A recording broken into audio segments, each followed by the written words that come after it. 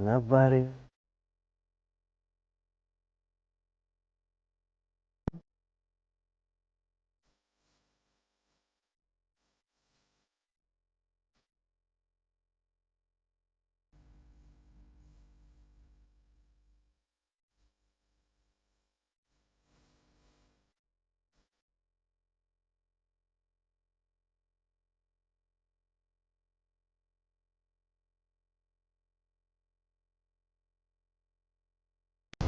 dhammaan asxaabta ku xidhan bartay YouTube channelka halkan muuqaalkaas ku imanaya waa Kigali waa caasimadda bartankeedii markaa muuqaalka maanta wuxuu ku saabsanaan doonaa aan kaga soo hadli doonaa muuqaalka maxaa lagaaga baahan yahay maxaa looga baahan yahay qofka Soomaaliga ah ee doonaya isagu inuu Rwanda yimaado shuruudaha looga baahan yahay ayaan kaga soo hadli doonaa markaa la socod wanaagsan inka magaalada bartankeedii ayaan joogaa muuqaalku wuxuu ku saabsanaan doonaa qofka isagu haysta baasaboor Soomaaliga sidee ayuu ku iman karaa Rwanda waxyaabaha kala duwan uu ku iman karo ayaan ka soo hadli doonaa markaa waxyaabaha kala duwan oo qofka Soomaaliga ah ee haysta baasaboor Soomaaliga waddanka ku iman doonaa way fara badan yihiin waxaasan muuqaalka kaga soo hadli doonaa waxaanu idin leenahay dhammaan asxaabta ku xidhan YouTube channelkayga waxaanu taaganahay wartamaha magaalada Saaweed magaalada waa xilli casarnimo ah meesha aadka u quruxda badan shidan weeyaan waxaanu idin leenahay YouTube channelkayga halkan imika jooga waa caasimadda bartankeedii Kigali Convention Center marka waxaan idin wadaagi doonaa qofka Soomaaliga haysta baasaboor Soomaaliga qaabka ugu fudud ee Rwanda ku iman karo markaas saddex qaab ayaa lagu iman karaa mid waxa weeyaan inaad dalxiis ku timaado haddaba haddii aad dalxiis ku imanayso maxaad u baahan tahay waxa lagaaga baahan yahay ticket go and bag iyo warqadda booliiska clearance-ga ama ka ima Hargeysa ama Puntland ama Muqdisho warqadda booliiska clearance-ga inaad sidato ticketka go and bag iyo hotel booking waa haddii aad ku imanayso dalxiis iyo waxoogaa lacag kugu filan waayo marka airport-ka timaado ayaa lagu weydiinayaa lacag intee leeg baa sidataa taas waa mid iyo waddanka doonaysa inaad ganacsi ka bilowdo haddii aad doonayso inaad saa ku timaado waxaad samayn kartaa ticket and go and bag iyadana goosanaysaa waxa lagaaga baahan yahay kale booliiska clearance-gaas lagaaga baahan yahay iyo hotel booking iyo waxoogaa lacag oo kharash oo fara badan ayaa lagaaga baahan yahay taas waa qaabka ganacsiga marka ku imanayso weliba qof damiinana waa uma baahnid haddii aad hotel booking ka haysato ta ugu dambayso ardaynimo qaabka ardaynimada haddaad ku imanayso jaamacad waa inaad la soo baxdaa admission letter of admission baad la soo baxaysaa go and bag iyo warqadaada booliiska clearance-ga ayaad la soo baxaysaa markaad warqadaada booliiska clearance-ga iyo ticket go and bag haysato iyo warqadaada admission-ka jaamacad aad kala soo baxday jaamacad ka mid ah jaamacadaha ayaad kala soo baxaysaa jaamacadaha waddanka ku yaala marka warqadda iyo inta aad wataad airport-ka imanaysaa qof damiinana waad u baahan tahay taa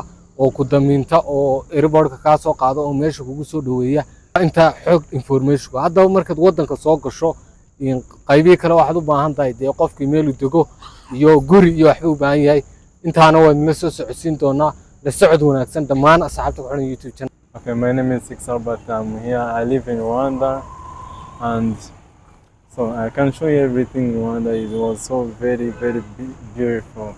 I like Rwanda. So as you see, this is Ladiston Blue Hotel. That's very expensive. When you have money, you can come and stay in this hotel.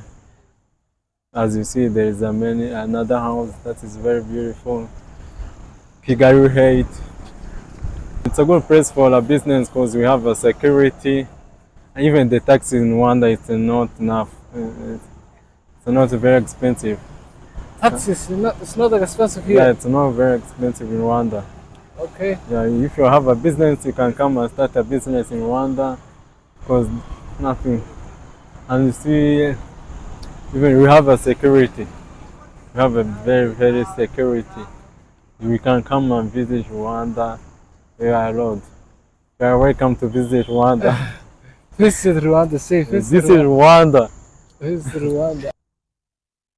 dhammaan asxaabta ku xidhan bartayda YouTube channelka sida arkaysaan meeshu waa meesha aad u quruxda badan leh oo faras magaalihii markaa muuqaal hore ayaanu meeshadii ka samaynay muuqaalkii hore waad aragteen baan u malaynayaa marka meesha Ottawa Kigali Convention Center dadka waqtigooda iska qaadanaya meesha jooga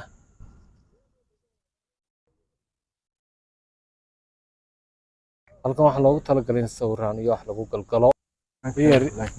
Here is a Kigali Convention Center, which is one of the beautiful places in Rwanda. As you see, this place is nobody the one what's from you.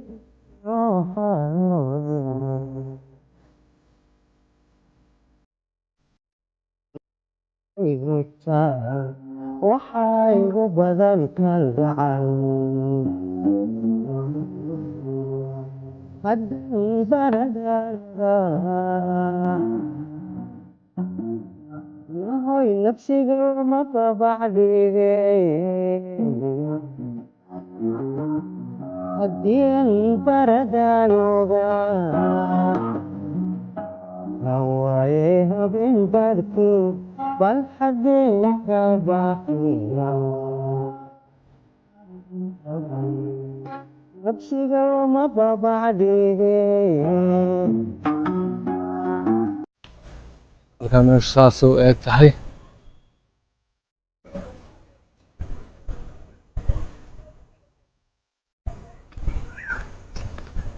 dhammaan asxaabta ku xidhan YouTube channelkayga meesha quruxdeeda Ottawa Kigali meeshu meesha aad u quruxda badan saa u eg la socod wanaagsan